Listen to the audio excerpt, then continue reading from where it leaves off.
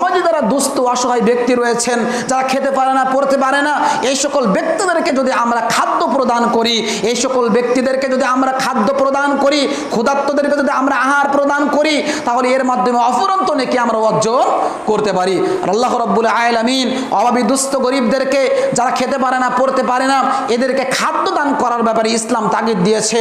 রাসূল সাল্লাল্লাহু আলাইহি ওয়াসাল্লাম এই অভাবগ্রস্ত ব্যক্তিদেরকে খাদ্য দান করার জন্য আদেশ করেছে। যেমন আল্লাহ রাব্বুল আলামিন পবিত্র কুরআনুল কারীমের সূরাতুদ দাহার আপনি খুলতে পারেন, 29 নম্বর 21 নং পৃষ্ঠার 7 এবং 8 নম্বর আয়াতে আল্লাহ রাব্বুল আলামিন আলোচনা করেছেন, যারা দুস্থ গরিব অসহায় ব্যক্তিদেরকে খানা দেয়, খানা খাওয়ায়, তারা হচ্ছে প্রকৃত মুমিন, সফল মুমিন বলে আল্লাহ তাআলা উল্লেখ করেছেন। আল্লাহ বলছেন, وَيُطْعِمُونَ الطَّعَامَ عَلَى حُبِّهِ مِسْكِينًا وَيَتِيمًا وَأَسِيرًا إِنَّمَا نُطْعِمُكُمْ لِوَجْهِ اللَّهِ لَا نُرِيدُ مِنكُمْ جَزَاءً وَلَا شُكُورًا। আল্লাহ রাব্বুল আলামিন বলছেন, وَيُطْعِمُونَ الطَّعَامَ عَلَى حُبِّهِ مِسْكِينًا وَيَتِيمًا وَأَسِيرًا। আর তারা একমাত্র আল্লাহ রাব্বুল আলামিনের সন্তুষ্টি লাভের আশায় তারা সমাজে দুস্থ গরিব অসহায় ব্যক্তিদেরকে এবং কারাবন্দীদেরকে তারা সাহায্য সহযোগিতা করে, তাদেরকে খানা খাওয়ায়। وَإِنَّمَا نُطْعِمُكُمْ لِوَجْهِ اللَّهِ لَا نُرِيدُ مِنكُمْ جَزَاءً وَلَا شُكُورًا।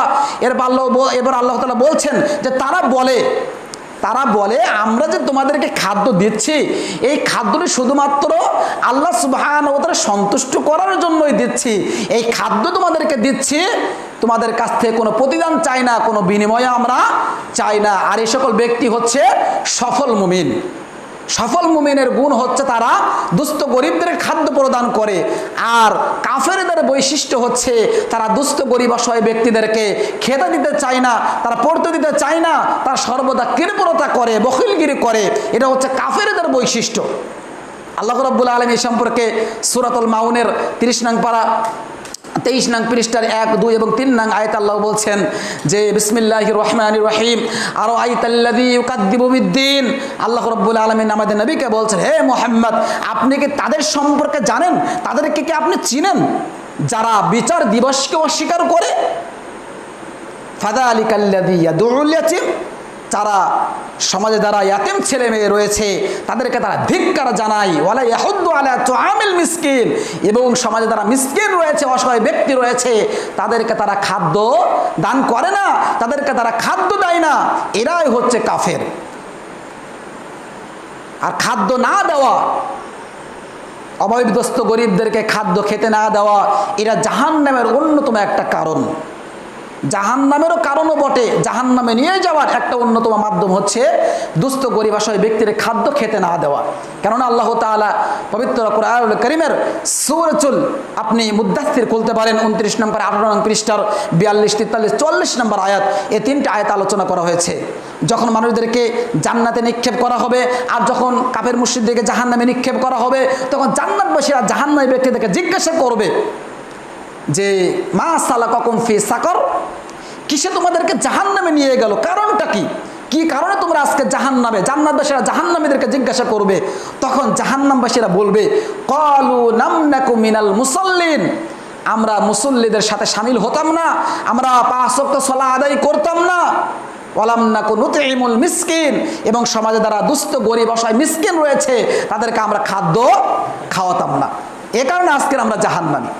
তাহলে বোঝা যাচ্ছে যারা ইয়াতিমদের ছেলে মেয়েদেরকে, যারা দুস্থ গরিব অসহায় ব্যক্তি যারা খেতে পারে না পড়তে পারে না, অক্ষুধার্ত অবস্থা দিন অতিবাহিত করে, এদেরকে খাদ্য প্রদান করে, এটা কাদের বৈশিষ্ট্য? মুমিনের বৈশিষ্ট্য। আর খাদ্য খেতে না দেবে, এটা কাদের বৈশিষ্ট্য? কাফেরের বৈশিষ্ট্য। এটা আল্লাহ তাআলা অত্র আয়াতগুলিতে আলোচনা করেছেন।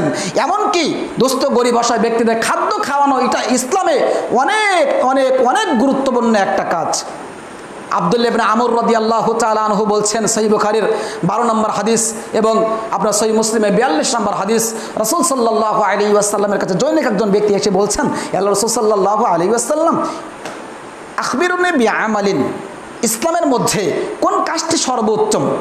ইসলামের মধ্যে কোন কাজটি সর্বোত্তম একটু আমাকে বলেন তো।